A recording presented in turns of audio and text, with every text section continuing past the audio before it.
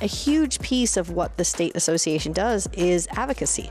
And that is really the heart, because again, the fact is the agent at home wants to be out there with their clients and selling, and okay, if you choose not to serve, that's fine, but understand that your client and you are able to conduct business because of the advocacy that we do for you, both at the state level and helping your local association advocate at home. In this week's episode, we got to sit down with a mighty force at Women Up. She is the bold new president of the California Association of REALTORS for 2025, Heather Ozur. Heather is a strong advocate for agents, homeowners, and women, and she shares with us how she is pushing the boundaries of what's possible in real estate. I'm Hillary Saunders, joined today by my professional co-host, Spencer Kroll. Good morning. Thank you. I feel very professional today. You are professional. We're with one of the more professional people in our profession right now. That is true. That's a lot of P's. That is. Well, let's welcome Heather Ozur, the 2025 California Association of REALTORS President. Madam President, thank you. Welcome to Own It. It's great to be here. Excited to be able to spend some time with the both of you. Well, thank you. Wow, that just made my day. This is good. I wish it end now. That's the height of the podcast. Thank you for listening. I love it. Well, you know, you have a cool story and a really unique perspective.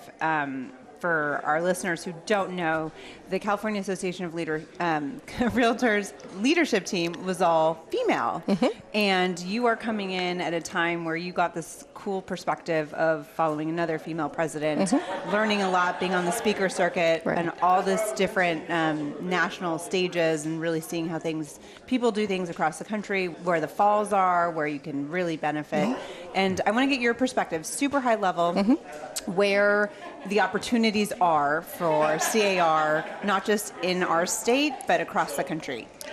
I think this is a great time. I think when we look at all that's going on and the different perspectives that have been able to come to the table during this really transformative times, is we take this opportunity and we shouldn't be fearful of it. We embrace it. And I think coming off of an all-female leadership team for 2023, serving as the 2019 National President for Women's Council Realtors, I've had that experience of being involved with high-powered women who want to lead in a different way and show other women that you can jump in there and do this. You can lead at the forefront as well as running your business at home and just make a difference in the community. So I think really and truly seeing all that's going on, I think the California Association of Realtors has the opportunity to work with our members and with people across the nation of how we want to lead the way.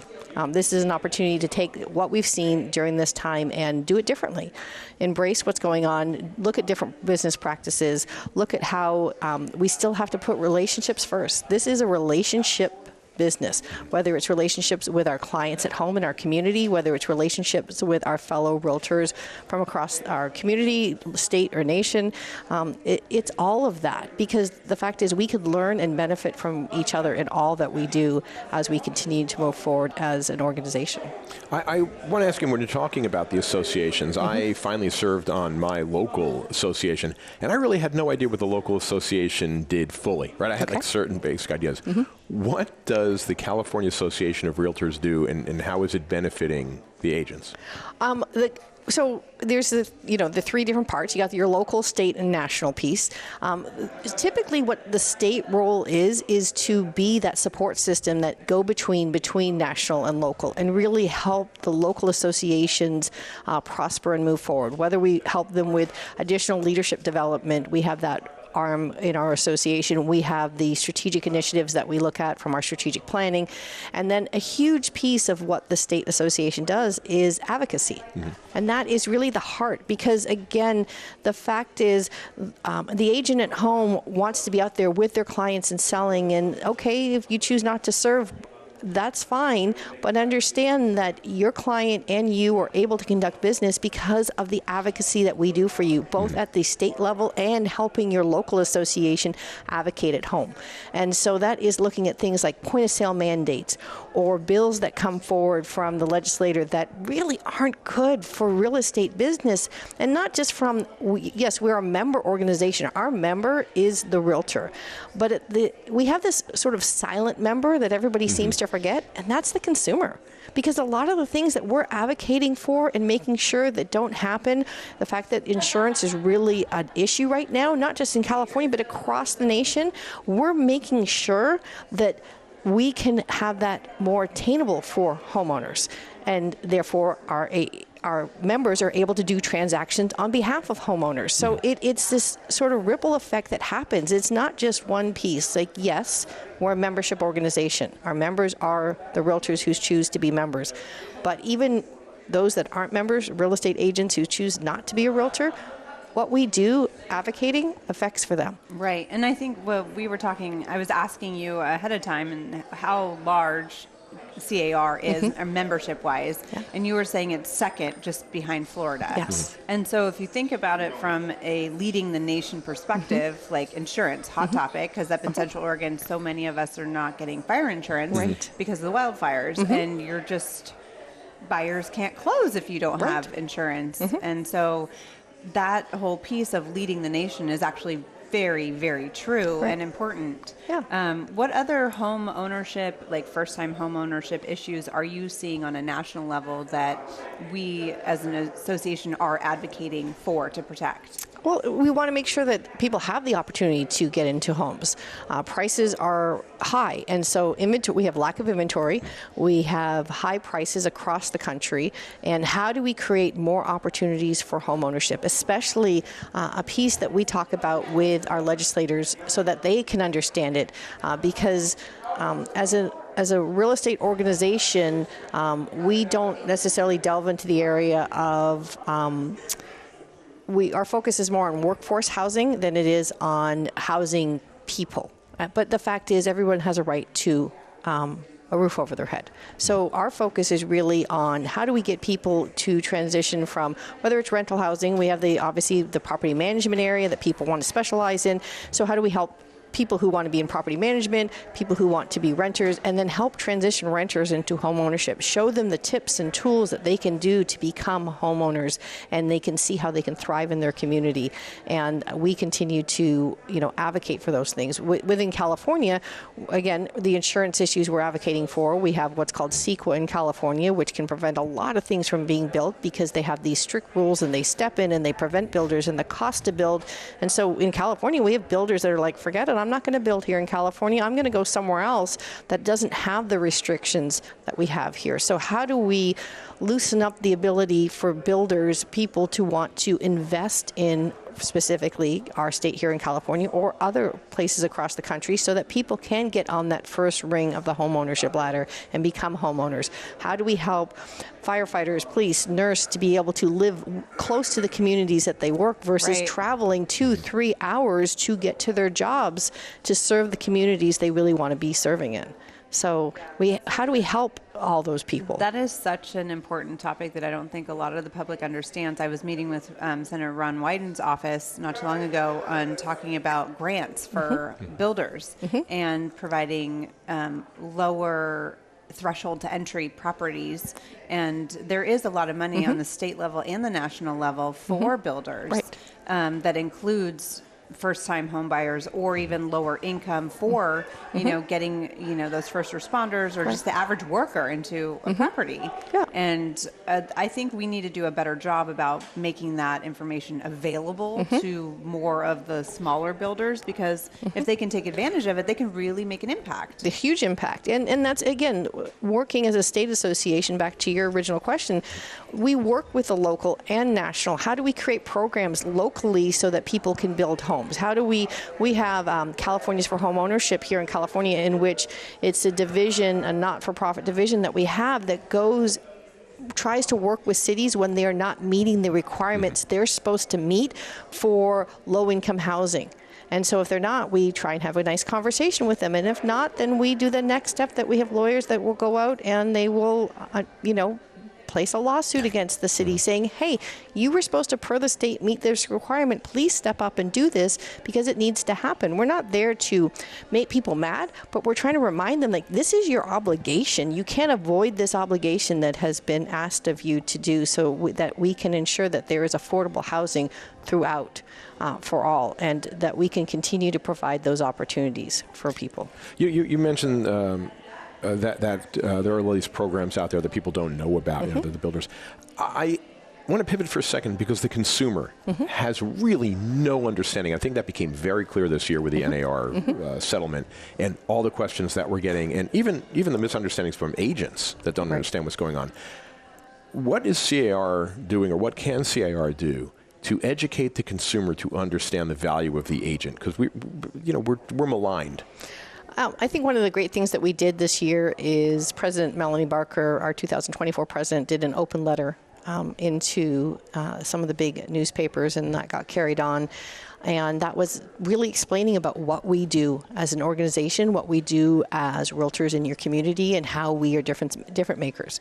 We make a difference to help people get into their community. We make those connections. For every single real estate transaction, there is a snowball effect of the economic development that we create, because people are typically, they close on a house, they're going to go out to one of the big box stores or their local hardware store, and they're going to get materials because there's a couple things they want to fix, or they're going to hire contractors, or they decide they want some new landscaping, or they're going to decide they want to build a pool. And that is a trickle effect within every community of what happens within real estate.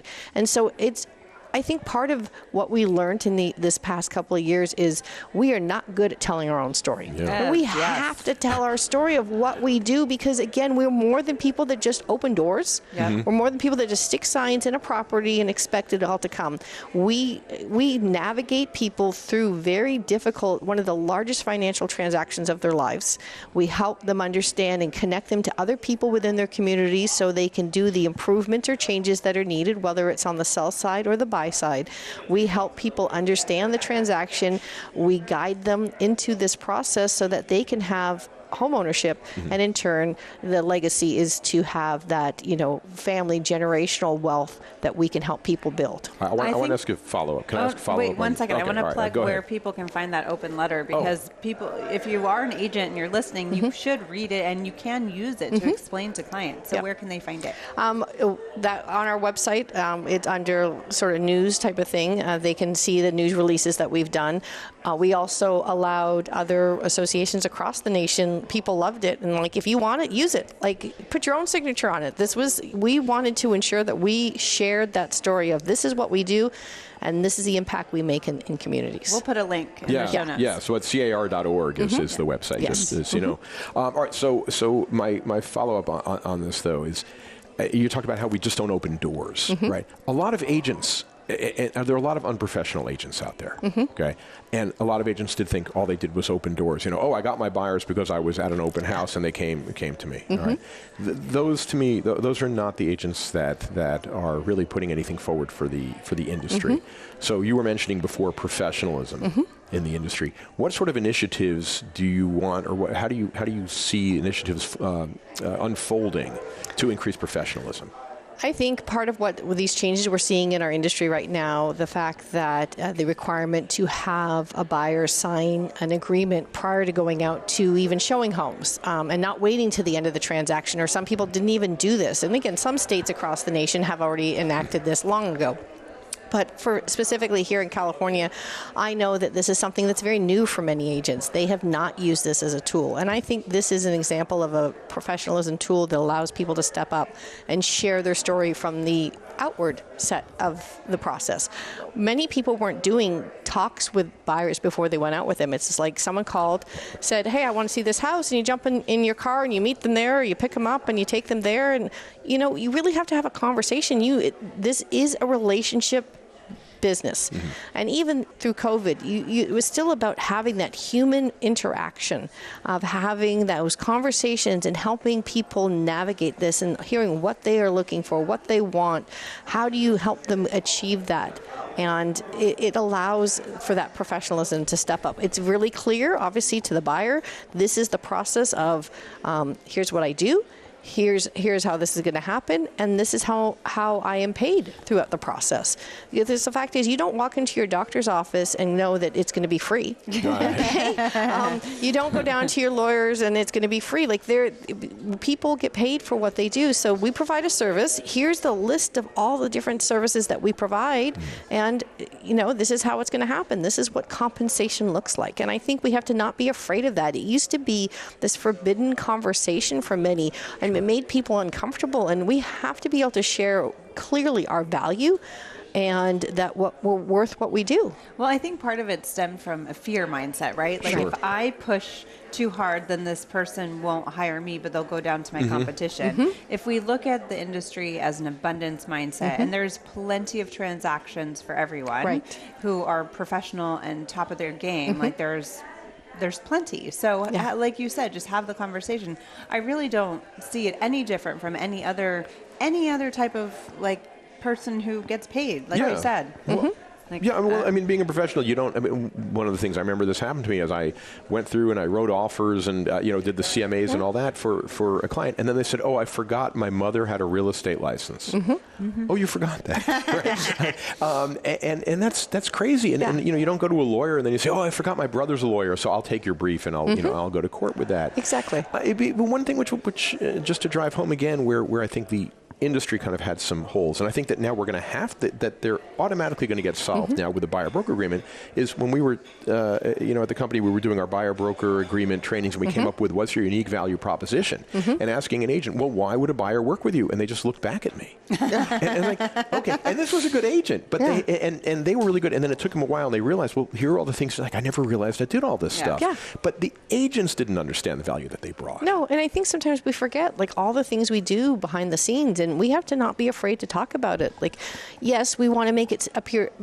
We want the client to feel on the buyer side.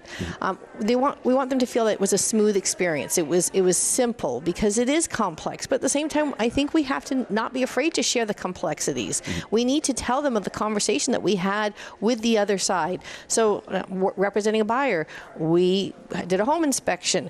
Now there's a bunch of questions that the buyer has in regards to items that they're concerned about. So we do a request for repair, and we spent as a buyer's representative working with the listing side. We may spend quite a few hours on the phone negotiating on their behalf of trying to get those repairs or a credit or whatever type of concession is needed so that the transaction can move forward. But that's not like a 2-minute conversation. No. There's a lot of in-depth of, like, here's the concerns, here's the why, all that goes along with that. This is not short-lived, and sometimes it's not just the initial report. We're bringing in other consultants to help navigate that piece. And so we have to share that with our client. This is what I did for you today. Yeah, and it's the knowledge that we have that helps us inform us in terms of what you need to do. I want to pivot to women in leadership, if I can also. So you've been involved, I'm assuming, in the organization where there was mixed with men and women all in leadership positions. Do you see a difference in the way that leadership works together when it might be men and women together, and then women together? Do you see a difference? Yes, I think there is a difference coming from leading all women's organization. Men as part of the part of our membership at Women's Council of Realtors across the nation. 10% of our members are men. But when I'm dealing with whether it's an all-women leadership team, mixed leadership team, heavy women, there's a different perspective that's brought to the table. And I think that's across the board. I think it's not just men and women, it's all diversities. I'm very much involved in all the different affiliate organizations. And I think you want that unique perspective that each of us bring based on our life experiences. So I see life differently as a woman. Versus the man that's sitting beside me and their life experiences. So when we get together as a leadership team, we're bringing those perspectives to the table of what we've learned throughout our lives, different age ranges, the whole piece, and that really sets a different tone of how to do things. I really like sitting around a table that is diverse, and because I learn. And I'll maybe share an idea and someone adds to that and we build upon that. And that is really the most important part, is being able to collaborate and work together as a team to be able to affect your organization and do what's best overall for the membership. I think that's what I take away from every time that I go to a conference put on by any of the affinity groups. The personal stories that people share and the perspective that you gain in understanding, it just adds another color, it opens another door, and it adds to your own life experience and being creative too and problem solving, right? Because you can tap into those different viewpoints. Right. Where do you want, or what are your hopes for CAR, the leadership team in general? It doesn't have to be during your presidency, but over the next handful of years. What are your goals? I think we've done a really good job at focusing on strategic planning in a different way than we have before. So we've really, during the term that I got to serve as treasurer, we really went down to a very nimble strategic plan. Like, yes, you can't predict the future, but at least have some points of here's the pieces that you're trying to accomplish. So I think going into any leadership year, a team needs to look at 3, no more than 5, strategic initiatives that you're looking to try and accomplish throughout the year. What's an example of a strategic initiative? Is whether it be this, and I think it has to be fairly broad stroke because again, there is so much going on and we're having to pivot very quick. But I think one of the things, like we look at us as an organization and how do we have more impactful, meaningful relationships with our legislators so we can advocate on behalf of our clients. Sure. So you look at something like that, and so that's a broad stroke, but that's an initiative that we can work on as well as working with the committees throughout the organization that touch on policy. If you stroke that as a broad stroke initiative, like how can you affect that? And so how can we all make a difference collaboratively together versus working in silos to get certain things done? We need to collaboratively work together so that we can move things forward and have better relationships so that we can make sure we accomplish what's needed to be done on behalf of our members, on behalf of clients out there. And so you're doing that type of thing. One of the things we're looking to bring back with California Association of REALTORS is about leading the way. It was a tagline we've had for years and really pushing that forward again. How do we lead the way? Because we're leading the way not just on behalf of an organization. Yes, we're the California Association of REALTORS, but we represent California REALTORS. And so how do we lead the way for our California REALTORS? Because our job is to make sure that our members have the tools and pieces needed so they can go out and be productive and profitable in the field and affect their communities in a positive way. That's the end result here. So how do we do that and lead that way? How do we lead the way on behalf of our clients? How do we lead the way on behalf of advocacy out there?